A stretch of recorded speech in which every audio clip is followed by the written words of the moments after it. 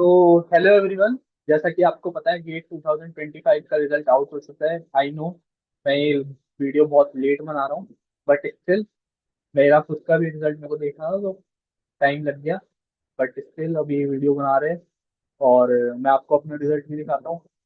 आप सबने रिजल्ट तो अपना देख ही लिया होगा, जिन जिनने पेपर दिया है, जो जो फार्मा बैकग्राउंड के थे, जिन लाइफ साइंसेज और बीटी दिया है। बीटी के बारे में मुझे नॉलेज नहीं है, बट बीटी की जनरल की कट ऑफ गई है अराउंड 28।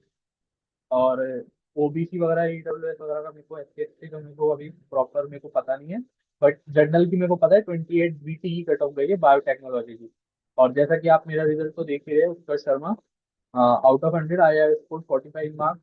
और इसमें कट ऑफ गई है जनरल की 31.3, ओबीसी ईडब्ल्यूएस की गई है 28.1 एंड एससी एसटी की गई है 20.8।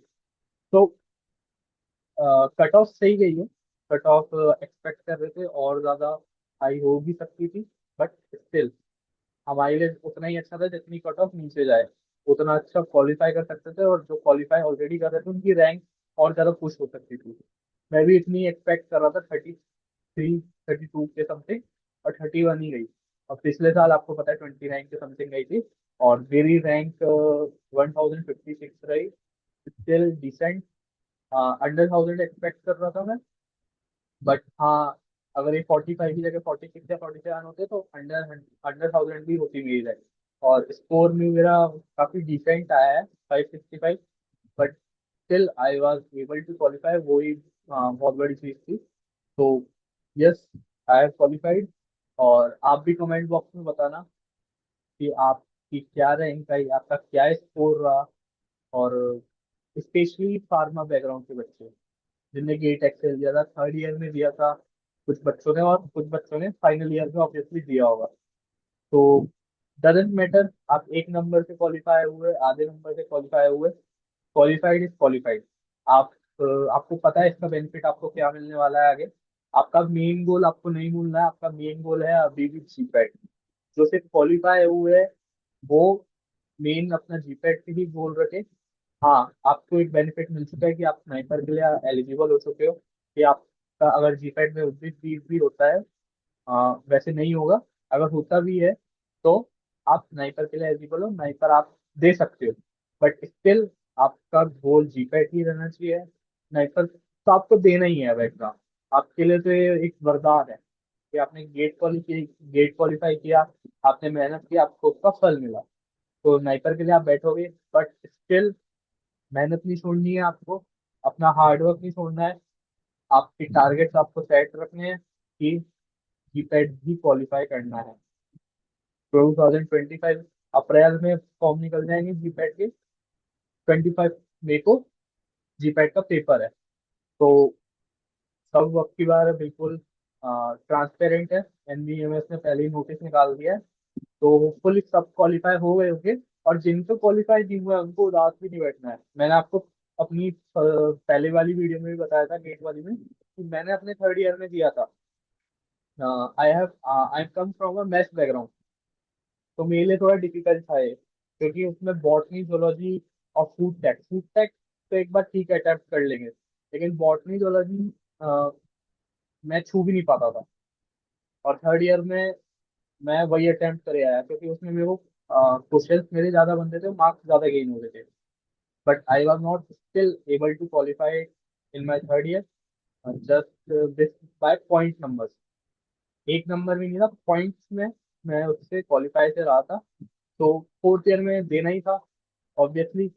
और अगर आप पूछे कि मैंने फोर्थ ईयर में ऐसा क्या करा कि थर्ड ईयर में भी 6,000 रैंक थी, क्वालिफाइड नहीं था फिर भी 6,000 रैंक थी मेरी, और मैं 1000 रैंक पे कैसे आ गया। तो एक ही था कि अपने पे विश्वास रखा कि हाँ, कोई बात नहीं। जब नहीं हुआ, कुछ रीजन थे, थर्ड ईयर में जितना सिलेबस पढ़ा था उससे डबल फोर्थ ईयर में पढ़ चुके थे, तो उसका भी आया, बेनिफिट मिला।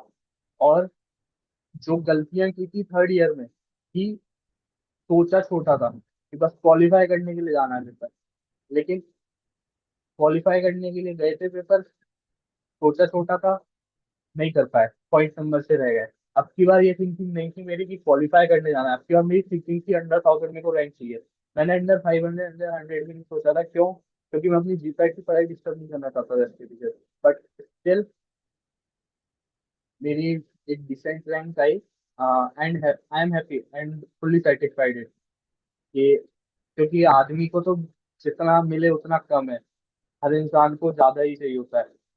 बेसिकली अगर 500 रैंक आई होगी तो वो सोचेगा कि अंडर 100 आ जाती, अंडर 200 आ जाती। किसी की 1000 आई है तो वो सोच रहा है कि थोड़ी 800 के नीचे आ जाती, 3 डिजिट में आ जाती। बट वही है ना, हमेशा वो एक कोट है ना कि एक गिलास रखा हुआ है, उसमें पानी भरा हुआ है आधा गिलास। तो आप क्या देख रहे हो? कोई देख रहा है कि वो आधा भरा हुआ है, कोई देख रहा है कि वो आधा खाली है। तो आपकी सोच पे डिपेंड करता है। और जो क्वालिफाई नहीं हुए उनको उदास नहीं होना है। मैं भी थर्ड ईयर में नहीं हुआ था, फाइनल ईयर में कुछ बच्चे नहीं हुए होंगे। और मैंने प्रिपरेशन करी थी, फ्री रिसोर्सेज मैंने यूज करे थे, यूट्यूब के कुछ चैनल्स वगैरह यूज करे थे। मैंने आपको एक पहले भी वीडियो बनाई थी उसकी, कि मैंने प्रॉपर नोट्स बनाए थे।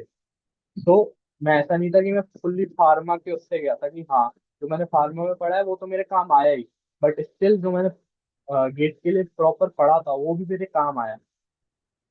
मैंने ज्यादा टाइम अलॉट नहीं किया, थर्ड ईयर में किया था, फोर्थ ईयर में मैंने बिल्कुल टाइम अलॉट नहीं किया। जो जो साथ साथ पढ़ता गया, 1 महीने पहले मैंने सब कुछ पढ़ा, रिवाइज करा जो पहले पढ़ा हुआ था। और कंपैरेटिवली पेपर इस साल कह रहे थे इजी है, बट मेरे को इतना इजी नहीं लगा, क्योंकि उसमें एमएससी और नेट थे ज्यादा। तो इससे फायदा ये हुआ कि नेगेटिव मार्किंग कम हो गई। बट स्टिल अगर आपको प्रॉपर क्वेश्चन का आंसर पता है तो ही आप वो 3 या 4 सेलेक्ट कर सकते हो ऑप्शन, तो ही आपको नंबर मिलेंगे। नहीं तो आपको कोई फायदा नहीं। अगर आपने 2 सेलेक्ट करे, उसके 3 आंसर है, ए बी सी आंसर है, और आपने ए और सी आंसर सेलेक्ट कर दिया, तो आपको नंबर नहीं मिलेंगे। तो आपको ये नुकसान, बस एक फायदा ये था कि आपकी नेगेटिव बच गई। जो एमएसक्यू नेट ने आपकी नेगेटिव बचा लिया। अगर एक एक दो दो के आते तो आप सीधे डूबते, आपको नंबर जीरो तो मिलने ही नहीं था, आपको माइनस में और मिलते नंबर। तो वो बच गए। एक बेनिफिट कह सकते हैं। बाकी पेपर मॉडरेट लेवल का ही था। कट ऑफ इतनी ही एक्सपेक्टेड थी नहीं थी कि 35 37 जाएगी, क्योंकि इतना भी इजी नहीं था पेपर। और स्पेशली फार्मा बैकग्राउंड वालों को तो मतलब ठीक है, एक एक दो दो नंबर से जो भी क्वालिफाई करे बहुत अच्छा स्कोर भी, किसी कुछ लोगों ने बहुत अच्छा स्कोर भी किया फार्मा बैकग्राउंड से। मैं देख रहा था 600 रैंक 700 रैंक भी आई है लोगों की। तो स्टिल आप उनसे अपने आप को कंपेयर मत करो। आपका आपने जो दिमाग में सोचा था अगर वो हुआ है तो आप सेटिस्फाई रहो। और अब आगे आप जीपैट की देखो। जीपैट में ज्यादा टाइम बचा नहीं है। अप्रैल एंड मई, 60 डेज मैक्सिमम, इससे ज्यादा टाइम नहीं बचा। तो आप उस पर अपना टाइम ज्यादा लगाओ। जो होना था वो हो गया, रिजल्ट आ चुका है। अब आप इसको अगर क्वालिफाई नहीं हो तो आप इसको सोच के अपना वो मत खराब करना कि मेरे से गेट नहीं हुआ। तो आप ये भी सोचना कि ये गेट आपकी डोमेन नहीं थी, क्योंकि बीएससी एमएससी वाले प्रॉपर इसे पढ़ते हैं अपने कोर्स करिकुलम में। आप फार्मा बैकग्राउंड के, बायोकेमिस्ट्री और microbiology as a minor subject आती है हमारे जीपैट में, तो हम इतना इस पर स्टडी नहीं करते। और उससे बिल्कुल डीप में क्वेश्चन पूछे जाते हैं। तो आप उससे ज्यादा टेंशन ना ले, जो होना था वो हो चुका है। Just prepare for your future.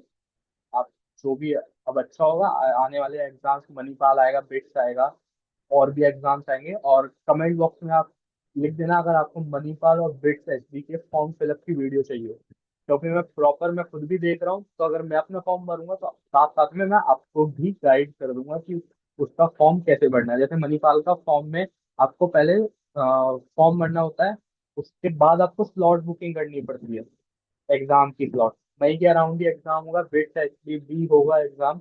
और जिनका अच्छा स्कोर रहा है वो 8 में, वो भी अपने कमेंट मेरे कमेंट बॉक्स में, इस वीडियो के कमेंट बॉक्स में डाल दें कि आपका क्या स्कोर रहा है, आपकी क्या रैंक रही है।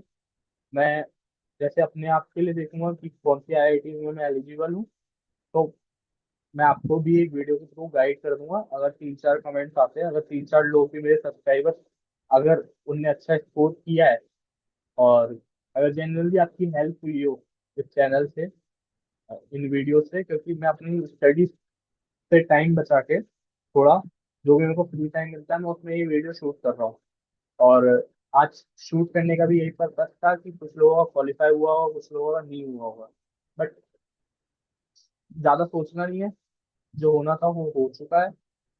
अब आगे जो हो सकता है वो देखते हैं। और हाँ, ये जरूर वो करना कि जो आपके गलत हुए क्वेश्चन इसमें गेट में, चाहे आप 1 नंबर से 2 नंबर से क्वालिफाई करो, या फिर आपने 50 नंबर भी स्कोर किए, स्टिल आपके 50 मार्क्स कटे हैं 100 में से, तो वो आप देखना वो कहाँ कटे और उसको एक बार लिख लेना।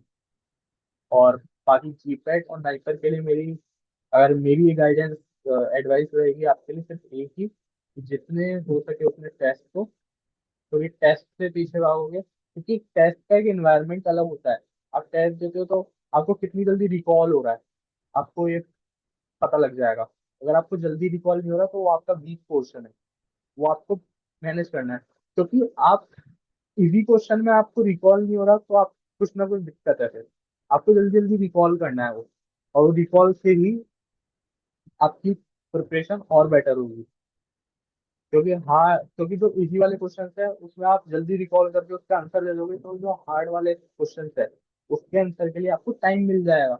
हो सकता है कि हार्ड वाले को आप 5 मिनट दो क्वेश्चन को, तो आप उसके आंसर तक पहुंच जाओ।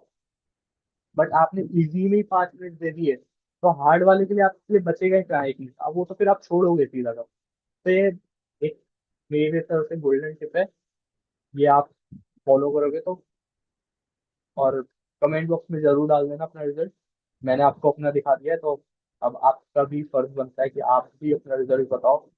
और फिर देखते हैं, मिलते हैं कोई अगली नई वीडियो में। जब तक के लिए goodbye, and best of luck for your GPAT and NIPER exam. Okay, thank you.